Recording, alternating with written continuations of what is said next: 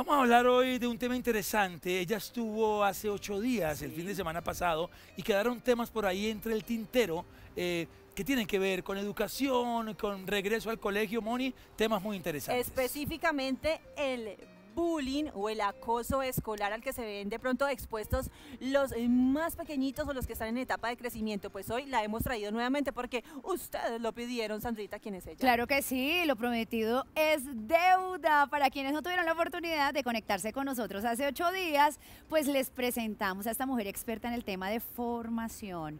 Ella es magíster en psicología infantil, docente de la Universidad de los Andes y autora del libro Nuestra Pilar Arcoíris, además embajadora de la Fundación Chiquitines. Recibimos con un bravísimo enorme a ¡Manuela Molina!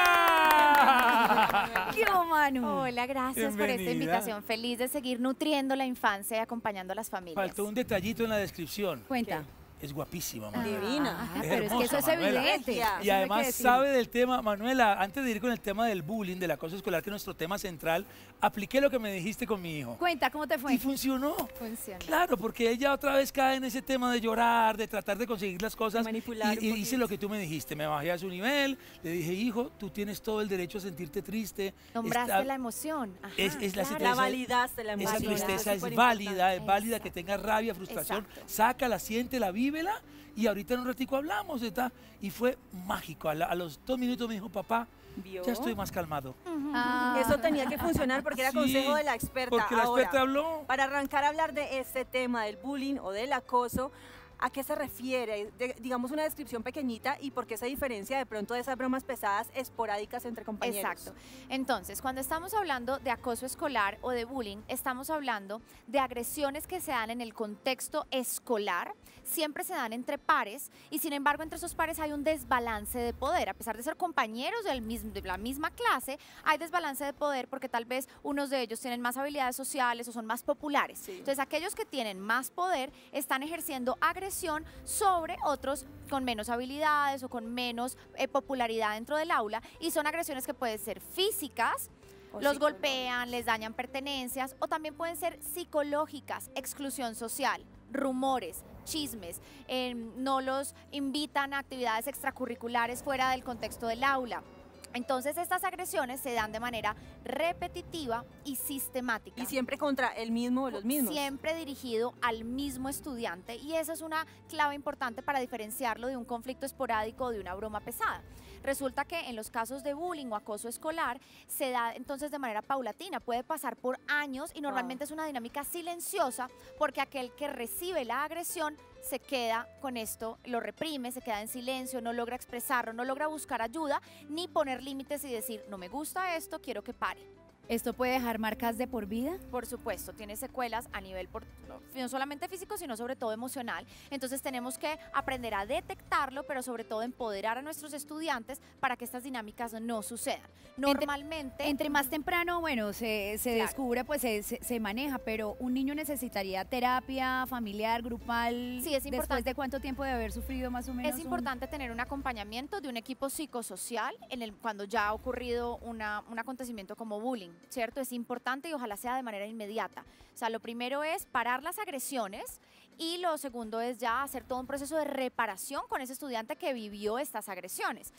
Pero algo que también es fundamental es saber que podemos prevenirlo desde los primeros años de vida. A pesar de que bullying o acoso escolar se da sobre todo en niños de alrededor de los 10, 11, 12 años. Quinto de primaria es ese año escolar en el que los maestros tienen que poner el foco porque allí es donde empieza a haber mucha exclusión. Yo pertenezco a este grupo, a mí me gusta esto y no esto otro, tú no eres de mi círculo.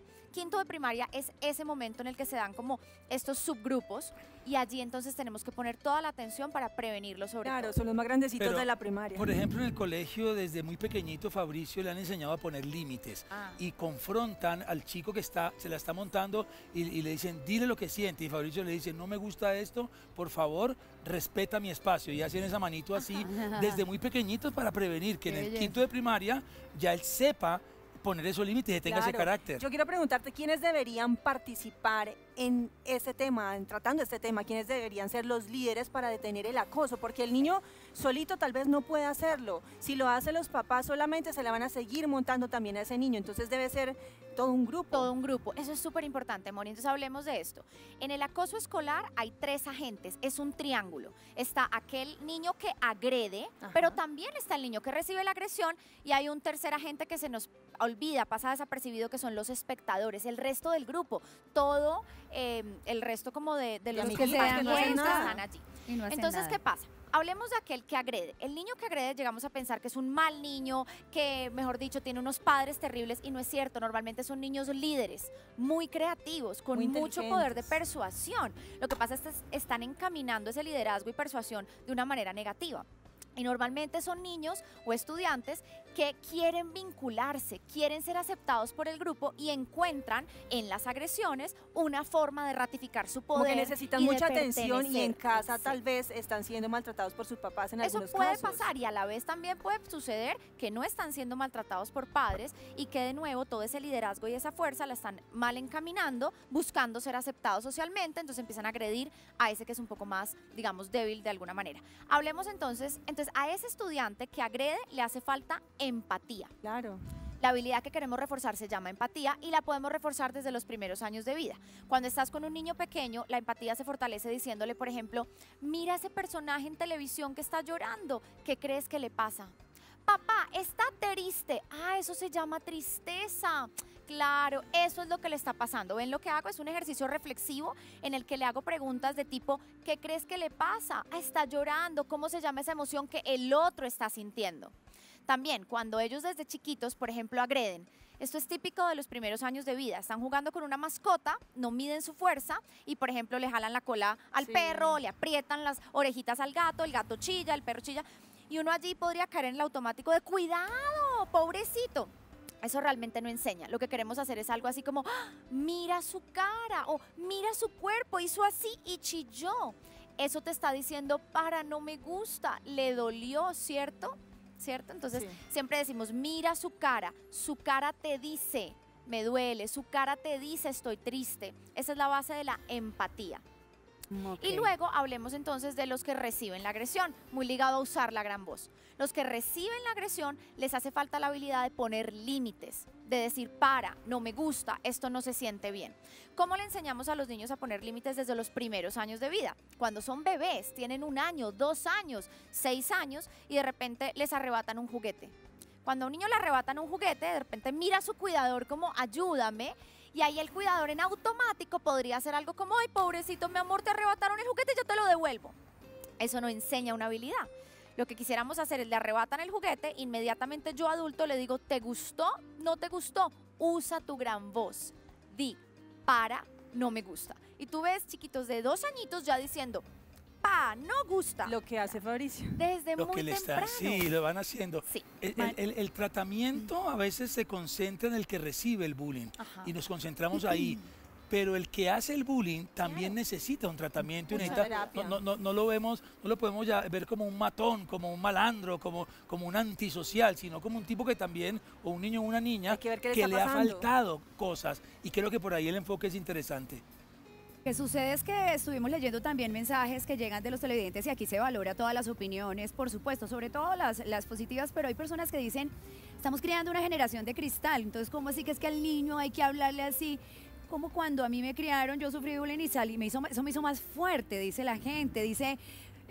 todos en nuestra época vivimos esas situaciones y somos seres humanos que pudimos salir adelante. ¿Qué hay para decirle a esas personas que creen que estamos haciendo jóvenes delicaditos, de cristal que se rompen con nada? Entonces, realmente lo que estamos haciendo con estas herramientas es cultivando una capacidad de que luego esos adultos sorteen los conflictos de una manera asertiva, respetuosa y en paz. Haciendo mejores seres humanos. Exactamente, porque cuando tú le enseñas a un niño pequeño que cuando algo no le gusta, dice, no me gusta, usa su gran voz, pone límites, estás ayudándole además a prevenir abuso sexual infantil, estás ayudándole a prevenir violencia, estás ayudándole a prevenir bullying. Pero además cuando le enseñas a aquel que hace la agresión o la broma pesada, a ser empático y reconocer, a esa otra persona no le gustó lo que hice, tengo que frenar, control de impulsos, y lo dejo de hacer, le estás ayudando a ser respetuoso, empático, ¿cierto? A aceptar los límites de los demás. Entonces, pensar que estamos cultivando la generación de cristal es un gran error. Estamos acostumbrados a ojo por ojo, diente por diente. A mí me lo hacen, yo lo devuelvo. Eso es lo que los papás le tienden a responder a los niños. ¿Te pegaron? Pues pégale más duro. Y les enseñan, entonces los meten a clase de karate, de boxeo. Sí, Entonces, no es el imagínate, camino. Becky Bailey, que es una neurocientífica, explica, cuando hay violencia o agresión y tú respondes con agresión, solamente se amplifica. Agresión más agresión solo trae más conflicto. Ahí hay dos cosas. Lo de enseñarle un arte marcial a un niño siempre en pro de la defensa personal, de poder evitar el golpe, controlar Diferente y a decir atacar. no más. Claro. Eso es válido, ¿no? Sí. No enseñarle a él, sino No dar si puños. ya te van a dar el puño, pues panes, lo esquivas, lo dominas y le dices, hey, dejémoslo ahí Y que el porque otro yo... sienta también que es una persona fuerte que se puede Exacto. defender. Yo y te puede puedo, parar. si yo quiero te puedo hacer daño, no lo voy a hacer, pero por lo menos para. Claro, Y lo claro. otro, muchos de esos adultos de otras generaciones que hablan de que a mí no me pasó nada, me hicieron bullying, nada. A lo mejor son muy agresivos, a lo Sí, mejor tienen Sufren de ira. explosivos, pelean en la calle todo el día con el que le cierra el carro y salen y sacan la cruceta. Sin Entonces, control de la no es ira. que no nos pasó nada y estamos todo bien con eso, más bien estamos medio autoengañándonos y somos una generación, y me incluyo, bastante agresiva, que Muy recibimos mucha agresión, mucho golpe, mucha pela, Y que como le grandes decíamos se en Cali, desquitan. y todo lo queremos arreglar así. Total. Hablemos de un tercer agente que no podemos dejar por fuera. Ya hablamos del que recibe la agresión, que necesita aprender a usar su voz y poner límites. Desde chiquitos les vamos a enseñar, ¿te gustó? No, no te gustó, Dilo. para y ponen la manito así, tal cual.